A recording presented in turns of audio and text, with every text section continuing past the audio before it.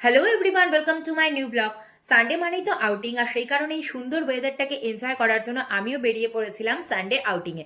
তো যেতে যেতেই চোখে পড়লো খুব সুন্দর একটা চা বাগানের মধ্যিখানে নতুন একটা ক্যাফে ওপেন হয়েছে, আর তার নাম হলো ডাবরি টি লঞ্চ, যেটা লোকেশনটা রয়েছে আলিপুরদুয়ার থেকে মাত্র কয়েক কিলোমিটার দূরে। আর এটার এক্সাক্ট লোকেশনটা কিন্তু তোমরা ম্যাপেও পেয়ে যাবে, চাইলে অবশ্যই ম্যাপে একবার চেক করে নিতে পারো। এখানকার অ্যাম্বিয়েন্সটা তো আমার খুবই ভালো লেগেছে, কারণ চারিদিকে এই সবুজে ঘেরা চা বাগানের মধ্যিখানে এরকম সুন্দর একটা হিডেন ক্যাফে, যেটার মধ্যে একবার আসলে বারবার আসতে ইচ্ছা করবে।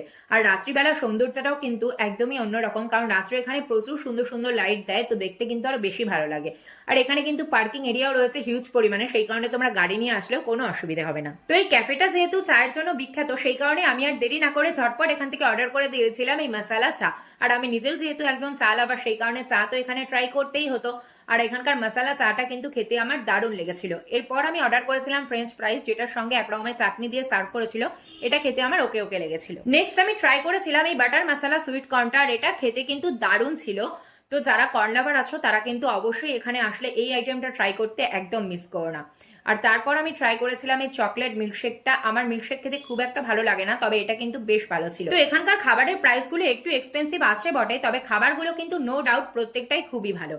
আর এখানে যে ওয়ালের পেন্টিং গুলো তোমরা দেখতে পাচ্ছ, সেগুলো কিন্তু কলকাতার পেইন্টাররা এঁকেছে। এখানে রয়েছে একটি চায়ের শপ, যদি এখানকার কোনো ফ্লেভারের চা তোমাদের খেয়ে ভালো লেগে যায় তাহলে সেটা কিন্তু তোমরা বাড়িতেও পারচেস করে নিয়ে যেতে পারো।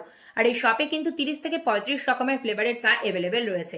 এছাড়া রয়েছে খুব সুন্দর একটা ছবি তোলার জায়গা, যেই চেয়ারটা কিন্তু পুরো কাঠের তৈরি। তো সব মিলিয়ে এই ক্যাফেটা কিন্তু আমার ভীষণ ভালো লেগেছে। তো তোমরা যারা এখনো এই ক্যাফেতে আসোনি তারা কিন্তু আর দেরি না করে তাড়াতাড়ি এই ক্যাফেটা ভিজিট করে যেও। বাই।